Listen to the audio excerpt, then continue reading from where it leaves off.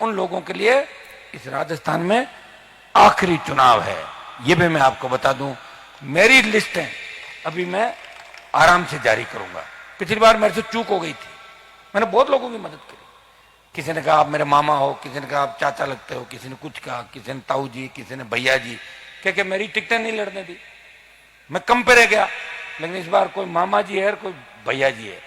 RLP सब जगह लड़ेगी और एक भी जगह आरएलपी की वजह से किसी बेईमान मक्कार को फायदा नहीं होगा।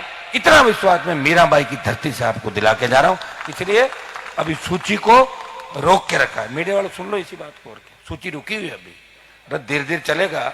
जो रथ निकलेगा, हवा किस इलाके की क्या हवा है, उसी हिसाब से रणनीति बनती जाएगी, सूची जारी हो जाएगी।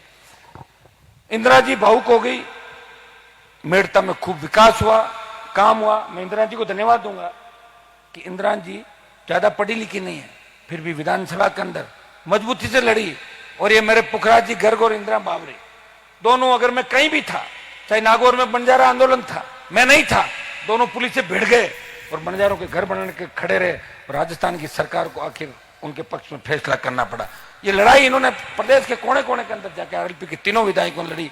और विधानसभा में मेरी कमी थी, मैं नहीं था, फिर भी तीनों विधायक बेल में बैठ जाते थे। चाहे पेपर लीक की घटना हो, चाहे बजरी का मामला हो, इनको सस्पेंड भी किया, बाहर निकाला, लेकिन डरे नहीं, हिम्मत नहीं आ रही। इसलिए एमएलए साहब, आपको हिम्मत हारने की कहां जरूरत है? आपके पीछे तो कितने सारे लोग खड़े हैं, कितने सारे लोग खड़े हैं, और फिर इनके साथ मैं खड़ा हूं। तो हनुमान जी की तांती बांधने से भूत भाग जाते हैं। मैं तो साक्षात आपके बीच खड़ा हूं। हनुमान जी बजरंगबली तो नहीं, लेकिन नाम मेरा हनुमान है, मैं भी उनका ही पुजारी हूं, साला सरवाणों का। इसलिए एमएलए साहब, आप मस्त रहें, आप पूरी ताकत से अपने बच्चे हुए लोगों काम काज करें, लोगों से मिले जुलें, और अभी 2-4-5 दिन दौरे भी करें। जहां जहां आपका प्रभाव, अपने समाज का प्रभाव है, वहां जाएं आप। पुखराज जी भी हिम्मत वाले सब जगह लगे हुए इधर मारवाड़ के अंदर। मैं इतना ही आश्वस्त आपको करता हूं कि हर जगह आपकी इच्छा के अनुरूप ही काम होगा, चिंता नहीं करें। मेरी मजबूरी भी समझें कि एक व्यक्ति है, वो खाना कब खाता है, वो सोता कब है, वो कैसे चल रहा है और कैसे सिस्टम से लड़ रहा है, इस बात की चिंता भी आपको करनी होगी। इस बात की चिंता करोगे, सारा ठीक होगा। आप तो इतनी चिंता करो कि हनुमान जी का स्वास्थ्य ठीक रहे, और वो ठीक रहे, सब काम सही हो जाएगा। आप मेरे पे छोड़ दो ज्यादातर काम, आपको घबराने की आवश्यकता नहीं। आने वाला समय आपका है, आपस में झगड़ा नहीं करना है। सत्ता के बहुत नजदीक हो, सत्ता आ गई, आपके आसपास ही घूम रही है, ये थोड़ी हिम्मत रखें। मेड़ता को आरएलपी के खाते में डालना है, और अब की डेगाना को भी राष्ट्रीय लोकतांत्रिक पार्टी की तरफ कूच करना है। मेड़ता के कुछ भाई डेगाना की तरफ भी जाएंगे, और अभी से डेगाना की तरफ भी माहौल बनाना चालू कर देंगे।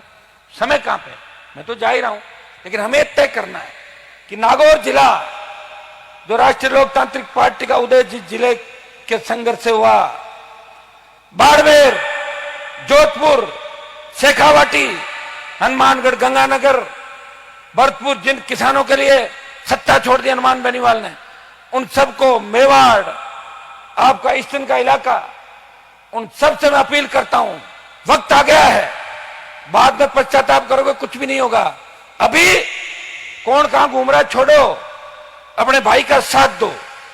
आरएलपी की जितनी ज्यादा सीटें जीतेगी, जितना ज्यादा वोट करोगे, आप सत्ता के अंदर आओगे। और ये तय है कि कांग्रेस और बीजेपी में से एक पार्टी, कोई बड़ी बात नहीं कि तीसरे नंबर पे भी राजस्थान के अंदर जा सकती है। ये वोट का खेल है। 90 लाख जो नया मतदाता है, वो वोट के साथ आप मदद करें। आने वाला समय आपका है।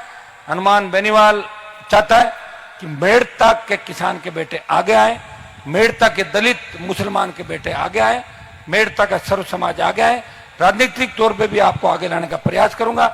मेड़ता, जिसका मेरे विधायक बनने का ये मजबूती मेड़ता के अंदर है, और मुझे पूरा भरोसा है कि मेड़ता इस बार पुनः मेरा लाइसेंस रिन्यू करेगा। कर दोगे ना रिन्यू? ठीक। हमारे साहब बीजेपी कांग्रेस का टिकट नहीं साहब मिली 50 कार्ड।